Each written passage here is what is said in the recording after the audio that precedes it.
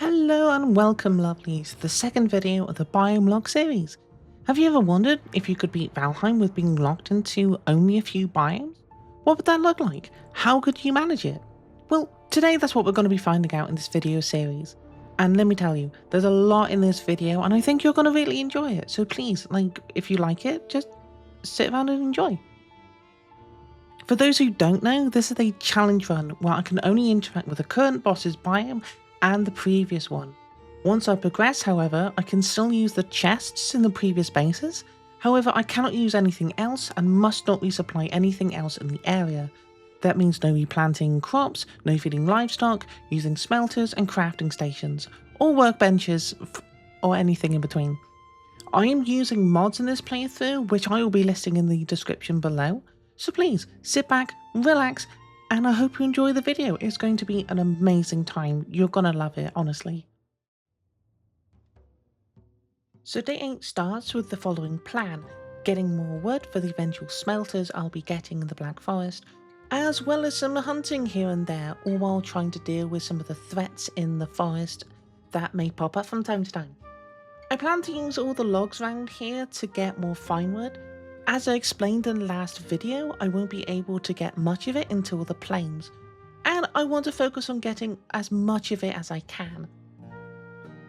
With rolling the logs like this, the physics in the game deal collision damage, so it's an easy way of getting items like this. You could get a troll to help, sure, but in this challenge run, it's not an option until I beat the first boss. Having to stop now and then to deal with some local helpful people and locals, it is what it is.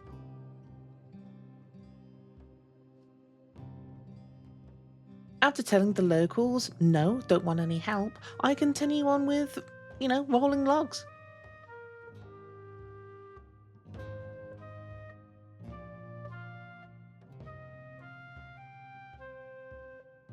Trying a new inventive method of moving stuff is back to what I had hoped would be a quick and easy breaking of logs. This took most of the day to do, so I'll just let this part play out.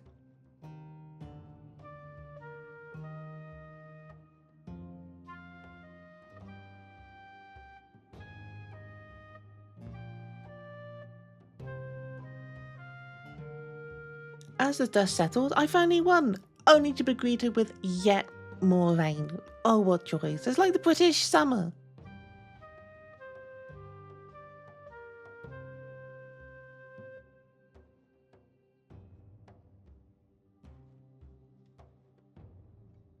Gravity was finally not on my side here. With a little pushing and pulling, things started to actually go in the right direction.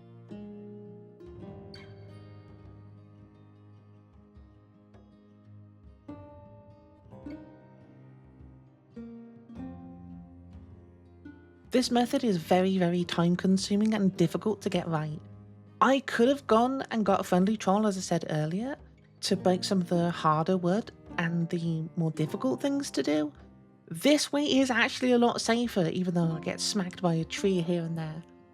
And honestly, I'm not currently allowed to go and get a troll, because that's from the Black Forest and I'm not there yet.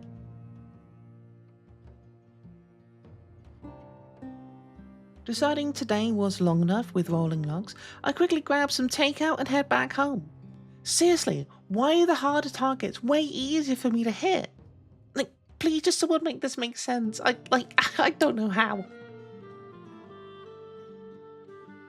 After a quick storage check, I skip another night in favour of safety to plunge into more wood harvesting tomorrow.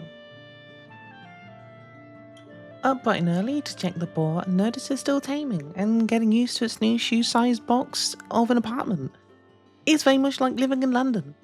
We move on to more pressing matters, grabbing some tail and rolling logs, whatever gamer wishes for.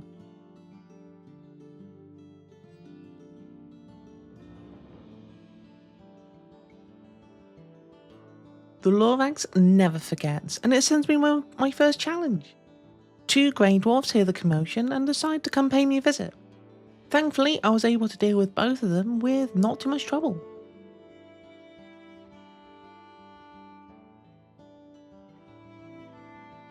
You might have seen the sparks coming off of the enemy while I was fighting.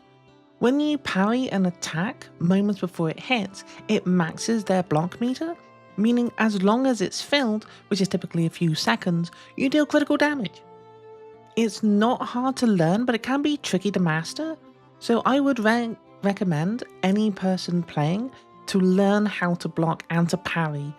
Each weapon has their own block stat. Shields obviously have the largest value, so it's well worth having one and learning how to use it. Eventually, you can block any attack that comes your way, including arrows, rocks, yes, even trolls.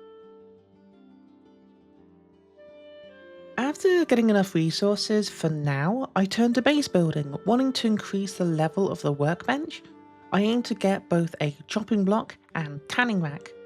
As long as you place them near the relevant station, it will increase the level, meaning you can upgrade your gear and make better armor and weapons eventually.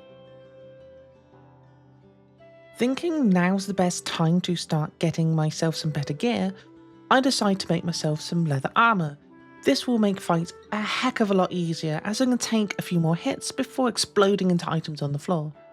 Not that I'm planning on it anytime soon, but you gotta be careful out there. No idea where the next hit will come from. Upgrading gear is useful. It improves most, if not all, of the items in question, as well as increasing durability, which means you can repair it less often. I always recommend to do this for hammers and hoes, as they will be used the most and you don't want to be needing to repair them every 5 minutes of building or landscaping. After getting a few more chests down for some extra headaches and asking, where is this thing? Why is it not in this chest? I swear, I'll get to sorting them out soon. With the new gear and base upgrades done, it's time to go out hunting and gathering more supplies. So my plans for today was fairly simple. I needed to hunt more deer for food. Yes, they go into the Black Forest, but I wanted to upgrade items and make sure I have enough hides for other items I wanted to upgrade, and increase my comfort bonus more. So I do my best work with difficult shots, so let's get to hunting.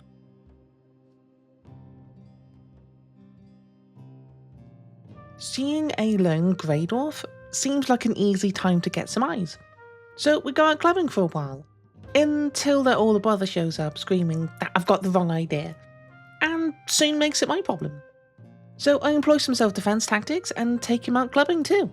Not before he makes his presence felt, and honestly it hurt. It really hurts. I'm grateful for not fighting a 2-star, that would have been rough. And naturally the whole squad wants to piece. And they bought one of the most annoying things I could fight this early on. A shaman, or shaman, whatever you prefer. They cast magic and have 2 types. Poison, that is a constant tick of damage to any player hit for a few seconds. And AoE healing. It heals every grey dwarf and troll around it. They're a massive pain to get rid of, and if I encounter 2 at this stage, I just find it best to flee and just deal with it later.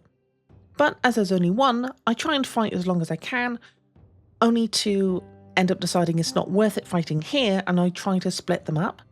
As shamans can only walk, so you can drag the faster enemies away. Just make sure to get those down fast, otherwise all the damage you deal to them will be wasted when the shaman comes up and heals. If you can focus down the shaman as a priority, hitting them with arrows is especially good, especially fire ones. They generally negate their healing as they deal constant tick of damage, so try to have some on you is useful for this stage in the game. Especially early game like this. Why I don't have any? Well, that's a good question, and I don't really have a good answer for you. Shamans drop an item called a bukeberry, or buke berries. And yeah, it does what you think, it empties your character's stomach. So if you eat the wrong food and need to change it, here's a quick way to do it. I can continue my original idea into the day, with much success finding a lot of new areas as well as some new houses.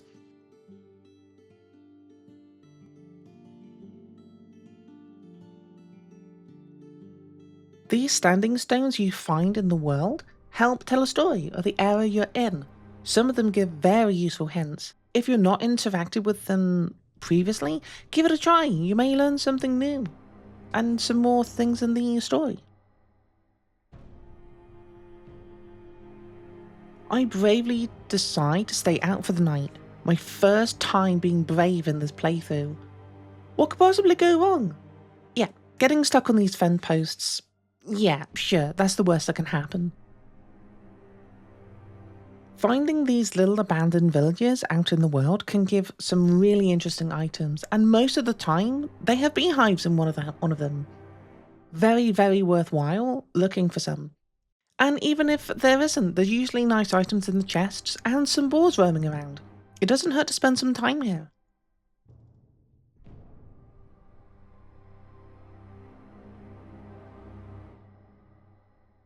While it's quiet, I take advantage and build a small fire. While sitting with no enemies nearby, you gain a level 1 comfort vested bonus. It's not much, but it can help you getting through the night and gives a bonus to your healing and stamina and gives you an extra 50% XP boost. You should always try and get as much of it as you can before you go on an adventure, but sometimes you just spend more time out. So why not build a little campfire and take advantage? Congratulations, we survived our first night! Woo! And we emerged to a wonderful start. The plan is simple, just continue what we were doing and see where the day takes us.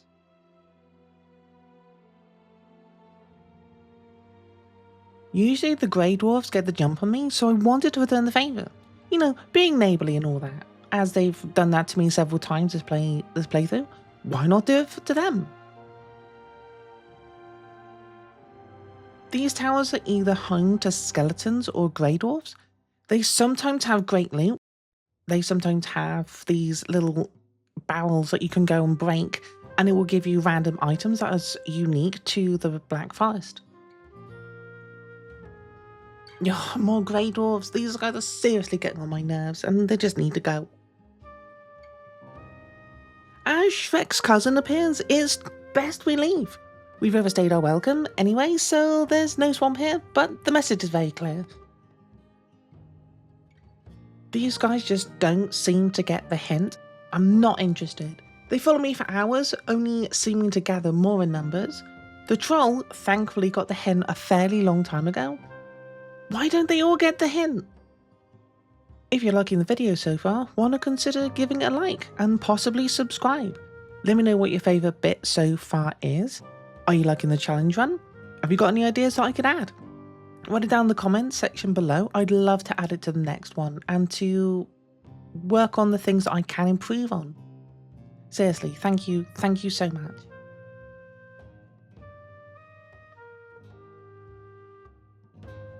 After running for what feels like hours, I've had enough and just turned to face my pursuers. Most likely the hardest fight I've had to face so far this run, having to use a lot of the tricks to avoid death, as rolling, using the dodge rolls, and parrying as much as I can. I just don't want this to ruin my whole day. It would really set me back, and I don't want it. You can also parry multiple enemies at once. Guaranteed your block skill is high enough and you have enough stamina to endure the hit. If you don't, then you get staggered as well, and it's just best to avoid it if you can. It's really good to learn and to practice with the block skill, so it's really worth it. With the fight one, I take a minute to catch my breath and loot the corpses and the nearby abandoned buildings. Needing to repair my gear, I quickly rent one and find workbenches being the most fussiest thing ever. So I just readjust and try again.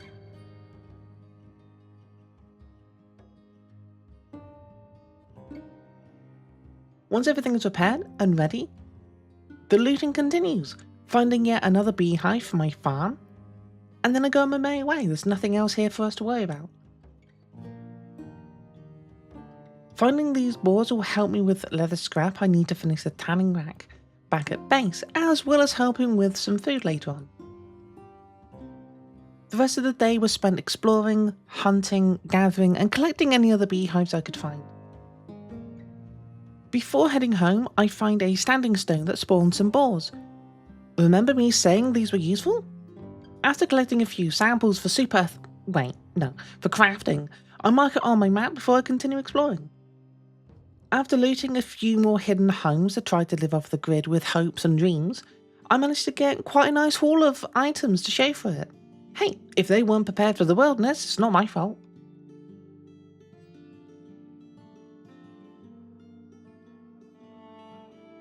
Having a skeleton rock out of the shadows and being a 1-star no less is really scary.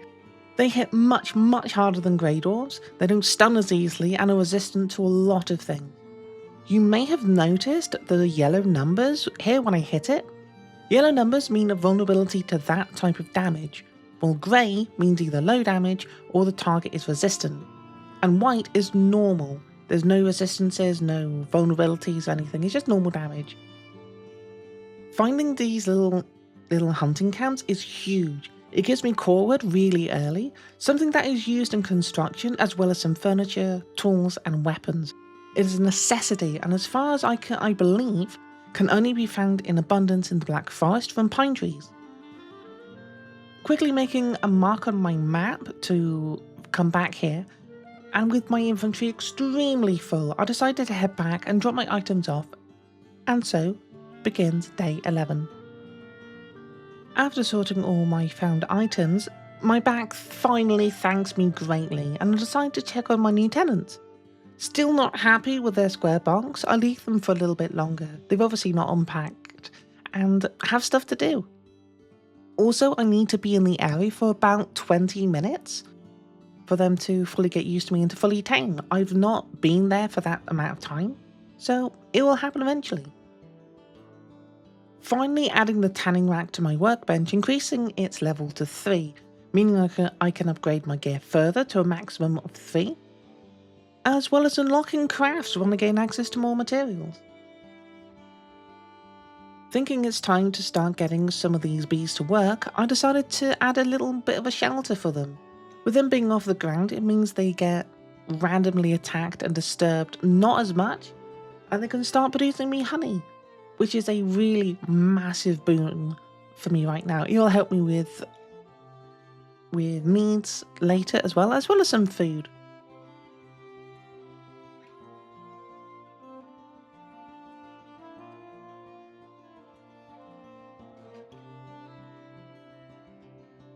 Now that that's done, and after checking out our new roommates, I head back and grab the rest of the core wood to continue our exploring and resource gathering montage.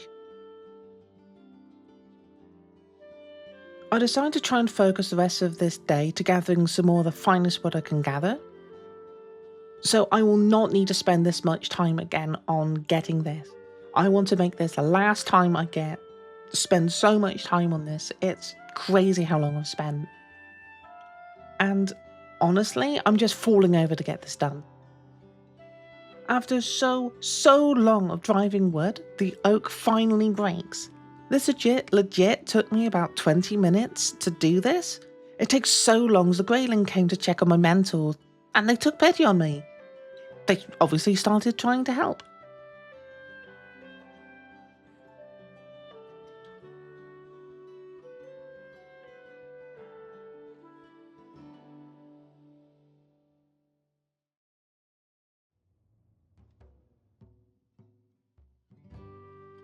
Day 12 and you just gotta keep rolling, just keep rolling. After finally breaking down the oaks, the Lorax tries to take its revenge. Like, that would stop the price of progress. After so many hours, it's finally done. Marking the area, storing everything into these easy to access chests, and taking stock of everything. This is such a large haul for me, and hopefully I will not need to do any more fine wood gathering until we get to the plains. I head straight back home, sort out the beehives and other base chores that needed to be done. It's a short day, honestly, overall, but much was achieved this day. I cut out a lot, so you don't need to see me fussing over all this wood and everything. You don't need to see that. Day 13 is a super foggy start, but there's no rest for the weary. Heading down to grab the rest of the items from the chests that we sorted yesterday. This should be the last time, and I will not be getting any more fine wood, I hope, until later on. If I do, I won't show you in the videos, I'll just grab it. Now it's time to flex those skills we've acquired, and time to gather them bones. Getting as much as I can before trying to fight the first boss, it will help with getting a cape and other things as well, so why not spend that little bit of time? Now's the time to travel and explore the island, finding hidden gems and getting a last few bits and bobs as I can to go, hey, you just gotta get what you can, right?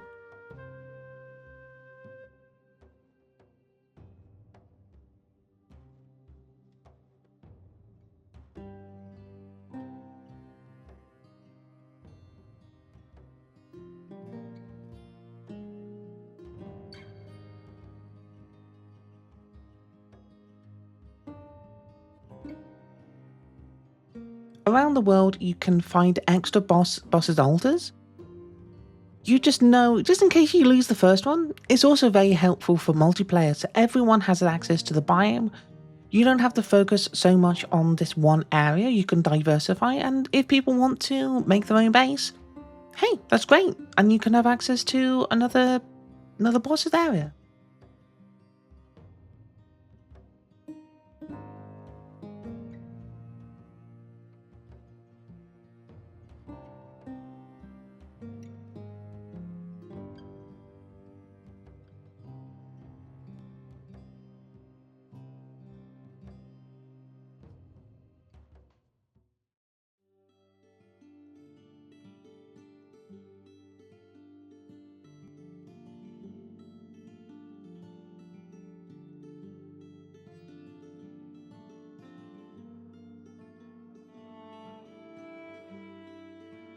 It's been nearly a week since I got this boar and it just refuses to tame. The reason being, as I explained earlier, you need to be in the area for it to fully tame. It'll happen one of these days. I'm sure of it, it will.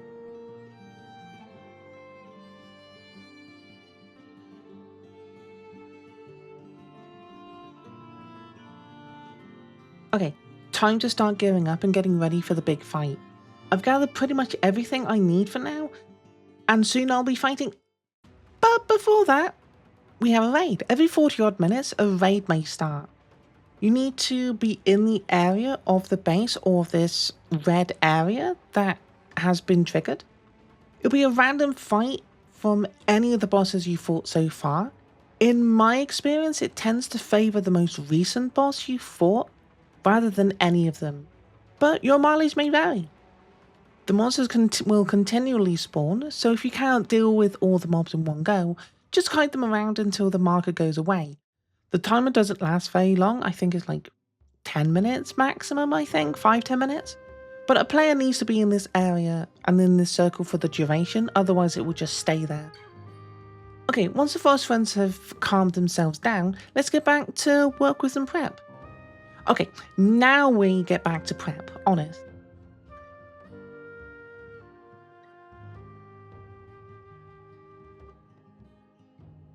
Finally the boar's tamed! Hey, awesome!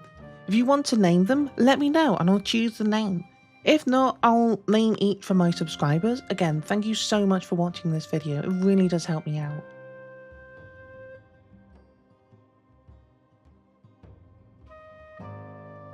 Now we need to get the Marimi.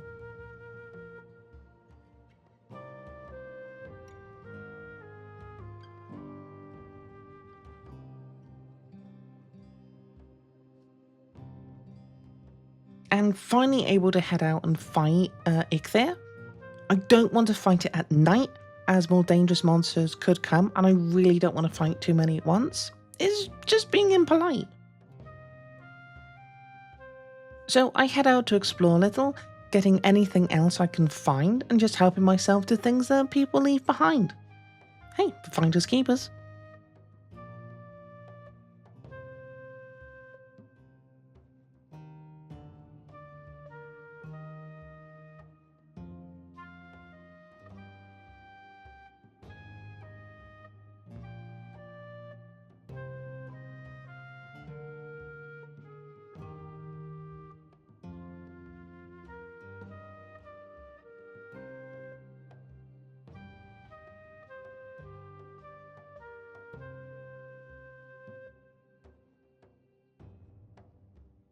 So, day 15, we finally start the journey to unlock this first boss.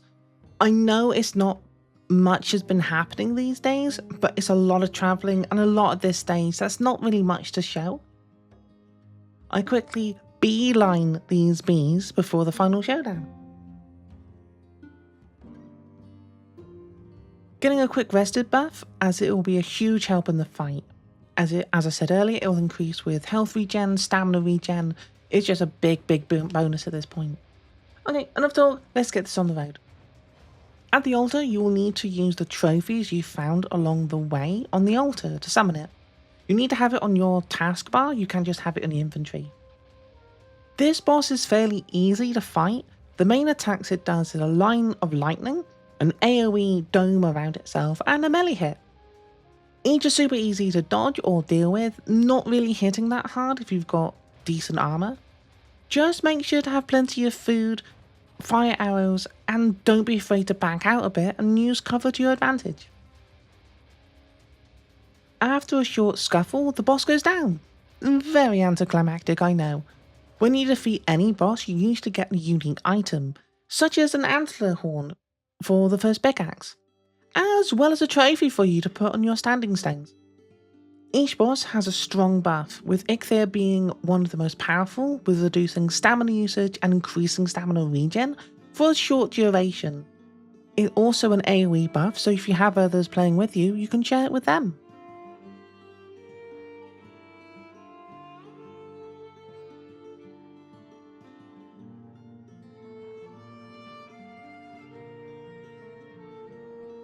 And so with that, it has allowed us to get into the Black Forest.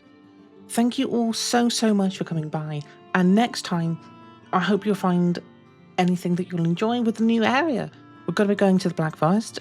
It is an amazing time. It's going to be full of more challenges, it's going to be full of more things to explore, and some things I've not seen before personally, or interacted with, so I really hope that you'll come and see that. There may also be a potential base move next time, and we'll just have to wait and see. You have to watch the next video, I guess. So I want to give a massive thank you to everyone who's watched the video. It really does mean so much to me.